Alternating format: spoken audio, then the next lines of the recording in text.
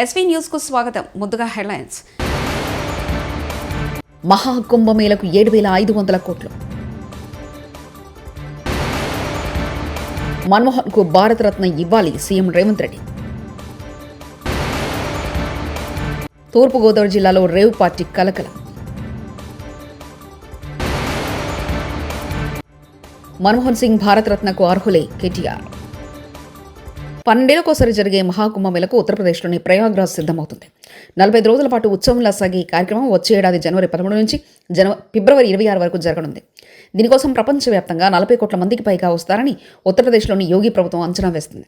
దీన్ని ఘనంగా నిర్వహించేందుకు భారీ ప్రణాళికలతో సిద్ధమవుతుంది. భద్రత విషయంలో రాజీ పడకుండా 50,000 మంది సిబ్బందిని మోహరించనుంది. నిరంతరం నిఘా కోసం తొలిసారిగా నీటి లోపల 100 మీటర్ల లోతులోని వస్తువులను సైతం గుర్తించే సామర్థ్యం కలిగిన అండర్ వాటర్ జలాంతర డ్రోన్లను ఉపయోగించనున్నారు. కుంభమేళ కోసం కృత్రిమ మీద ఏఐతో కూడిన 2,700 సీసీ కెమెరాలతో 24 గంటల రియల్ టైం మానిటరింగ్ వ్యవస్థను ఏర్పాటు చేస్తున్నారు. ఎలాంటి అవాంఛనీయ సంఘటనలు జరగకుండా ప్రమాదాలు జరిగిన వెంటనే స్పందించేలా అత్యాధునిక మల్టీ డిజాస్టర్ రెస్పాన్స్ వాహనాలను అందుబాటులో ఉంచనున్నారు.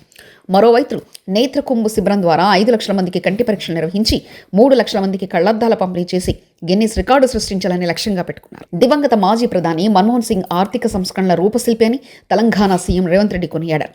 మన్మోహన్ మృతి నేపథ్యంలో తెలంగాణ శాసనసభ ప్రత్యేక సమావేశంలో ఆయన సంతాప తీర్మానం ప్రవేశపెట్టి మాట్లాడారు.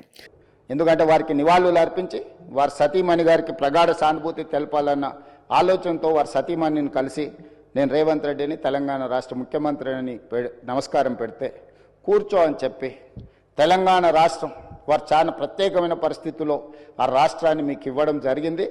మన్మోహన్ సింగ్ గారికి తెలంగాణ రాష్ట్రం అంటే ప్రత్యేకమైన అభిమానం ఉంది. ఆ రాష్ట్రాన్ని మీరు కష్టపడి అభివృద్ధి పదం వైపు నడిపించండి, మన్మోహన్ సింగ్ గారి ఆశీస్సులు మీకు ఉంటాయి అని చెప్పి వారి సతీమణి చెప్పినప్పుడు స్పష్టంగా కుటుంబం మొత్తం తెలంగాణ ప్రజలకు అండగా నిలబడుతుందని నాకు అనిపించింది. అధ్యక్ష, తెల్లవారి ఏఐసిసి ఆఫీస్ నుంచి వారి శివయాత్రకు బయలుదేరడానికి అన్ని ఏర్పాట్లు చేసినప్పుడు వారి వాహనంలో కూర్చోవడానికి నన్ను ముందుకు పిలిస్తే నేను అక్కడికి వెళ్ళి నించున్నాను. పక్కన ఒక మహిళ నించొని మీరెవరు అని అడిగింది. నేను వారిని ఎవరో సహజంగా అక్కడికి వచ్చిన వారికి నివాళులు అర్పించడానికి వచ్చిన వాళ్ళు ఎవరో అనుకొని చాలా క్యాజువల్గా మాట్లాడాను. అధ్యక్ష, కాసేపు అయినాక మాట్లాడితే వారు మన్మోహన్ సింగ్ గారి 2వ కుమార్తె అంటే ఎంత సింపుల్గా ఎంత నిరాడంబరంగా వారి 2వ కుమార్తె అక్కడ నించోవడం అనేది ఆ కుటుంబం యొక్క నిరాడంబరత.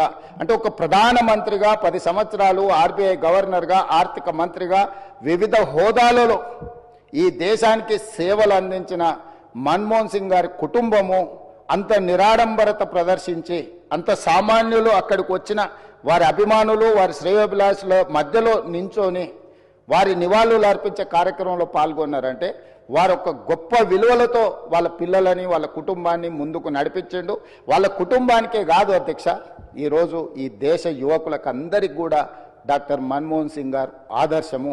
వారి ఆదర్శాలను తీసుకొని వారి మేధోశక్తిని మన యువత అందిపుచ్చుకొని వారిచ్చిన అవకాశాలను మనం ఈరోజు ప్రపంచానికి సేవలను అందించే ప్రపంచాన్నే శాసించే స్థాయికి ఈరోజు మన దేశం ఆర్థికంగా నిలబడ్డది. అధ్యక్ష, భారత మాజీ ప్రధాని డాక్టర్ మన్మోహన్ సింగ్ గారికి అత్యున్నత పురస్కారం భారత రత్నను ప్రదానం చేయాలని కేంద్ర ప్రభుత్వాన్ని కోరుతూ ఈ సభ తీర్మానం చేస్తుంది.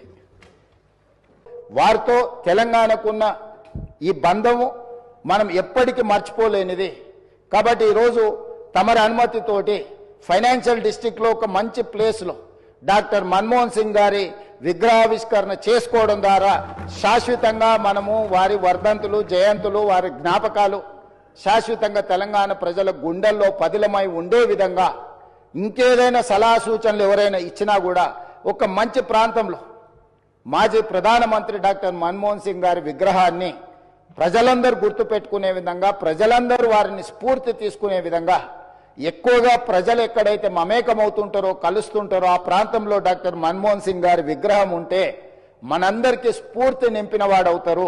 కాబట్టి ఈ సభలో ఒక నిర్ణయం తీసుకొని ఏ ప్రాంతంలో ఎక్కడ పెడితే బాగుంటుందో మనం తర్వాత అయినా చర్చించుకుందాం. కాకపోతే తెలంగాణ గడ్డ మీద డాక్టర్ మన్మోహన్ సింగ్ గారి విగ్రహం పెట్టుకోవడం అనేది సముచితమైన నిర్ణయం అని నేను భావిస్తున్నా.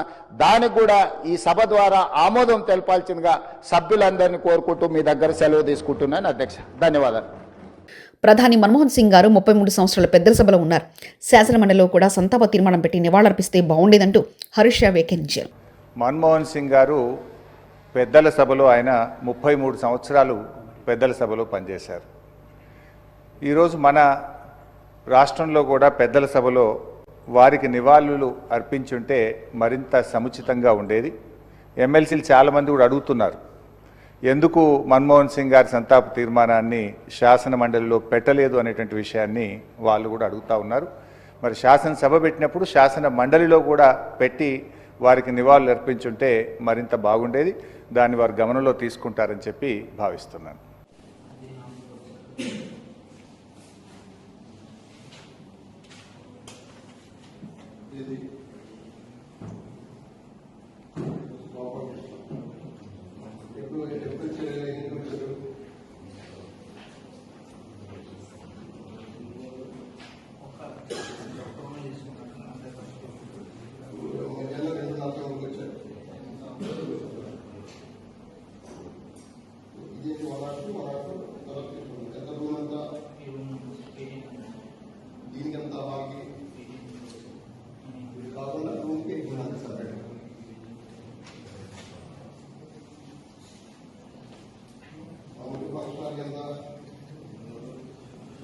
దివంగత మాజీ ప్రధానమంత్రి భారత ప్రధాని మన్మోహన్ సింగ్ మృతికి సంతాపం తెలపడానికి సోమవారం శాసనసభ ప్రత్యేక సమావేశం ఏర్పాటు చేసింది.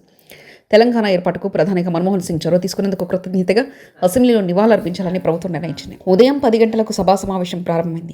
శాసనసభ మన్మోహన్ సింగ్కు నివాళులర్పించింది. ఈ సందర్భంగా బీఆర్ఎస్ వర్కింగ్ ప్రెసిడెంట్ మాజీ మంత్రి కేటీఆర్ మాట్లాడుతూ సీఎం రేవంత్ రెడ్డి ప్రవేశపెట్టిన తీర్మానానికి మద్దతిస్తున్నామని అన్నారు.